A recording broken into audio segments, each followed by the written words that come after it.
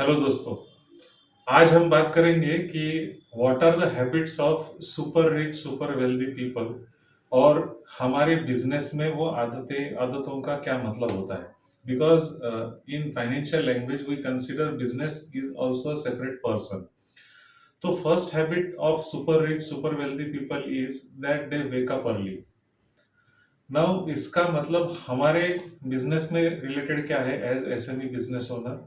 तो हमने हमेशा ये ध्यान में रखना है वेकिंग अप अर्ली। इसका मतलब है कि हमारे प्रॉफिट एंड लॉस अकाउंट में रिपेयर मेंटेनेंस नाम का जो एक हेड होता है उसमें मेंटेनेंस पे ज्यादा खर्चा होना चाहिए, रिपेयर्स पे कम से कम खर्चा होना चाहिए।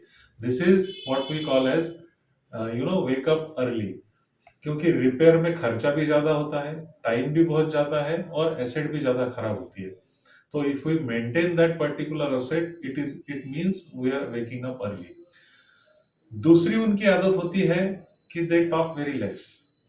इसका मतलब क्या है, एज बिजनेस ओनर या हमारे बिजनेस को अगर टॉक लेस की आदत है मतलब क्या कि हम जितना भी बिजनेस में खर्चा करते हैं उसमें हमारा जो प्रोडक्ट सर्विस या ऑपरेशन है इस पे हमको 70 75 80% खर्चा करना है और हमारे मार्केटिंग पे हमको कम से कम खर्चा करना है।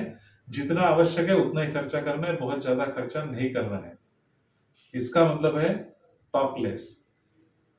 तीसरी आदत होती है इनकी कि दे डोंट शो ऑफ।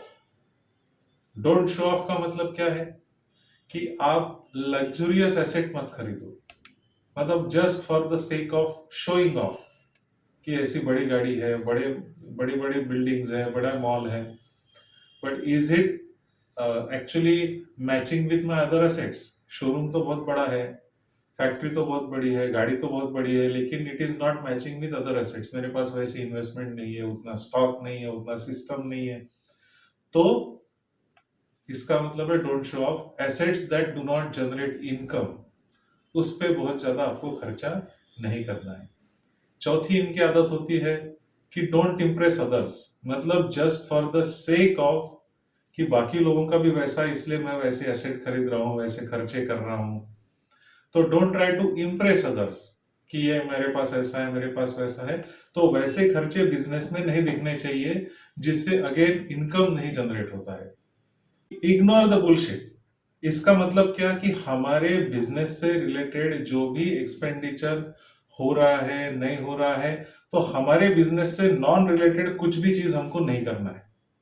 कोई कितना भी आके हमको बताए, कहने की कोशिश करे, but don't spend your money, your profit and loss does not reflect anything that is not related to your business। तो कोई भी जगह पे पैसा ऐसी जगह नहीं खर्चा करना है जिसका हमारे प्रोडक्ट ऑपरेशन सर्विस बिजनेस से कोई रिलेशन नहीं है। बहुत ज्यादा डोनेशंस, बहुत ज्यादा सीएसआर, क्योंकि बड़ी बड़ी कंपनी सीएसआर करती है तो हमारी भी कंपनी सीएसआर करेगी, but is it really going to benefit your business? तो नहीं। तो उसमें कितना खर्चा करना चाहिए? ऐसे बहुत सारे खर्चे हम करते हैं जिसको एक्चुअली बिजनेस की भाषा में हम बुलशिट कह सकते हैं। तो try to ignore that particular bullshit. और एक इनकी आदत होती है कि they don't give up easily. मतलब super rich super wealthy people don't give up easily.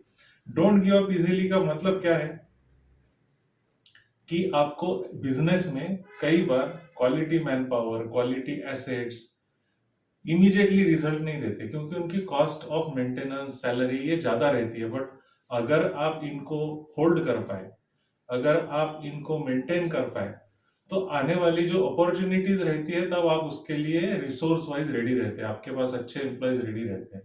तो always try to maintain people assets which are quality, जिसकी कॉस्ट ज्यादा है, फिर भी don't give up, try to hold them a little longer. These people, super rich people learn daily। तो क्या आपके profit and loss account में training expenses है? आप खुद ट्रेनिंग करते हो? क्या आपके एम्प्लॉयज को ट्रेनिंग देते हो? क्या आपके यहाँ पे एक ट्रेनिंग कल्चर है और उसके लिए आप पैसा खर्चा करते हो? अगर ये 7 चीजें रिच लोगों के हैबिट से हम हमारे बिजनेस में भी लाएंगे, हमारे बिजनेस नाम के पर्सन को भी आदत लगाने की कोशिश करेंगे, तो हमारा बिजनेस भी इन सुपर रिच सुपर वेल्दी लोगों जैसा बहुत अच्छा हो सकता है। So wish you very happy balance sheet.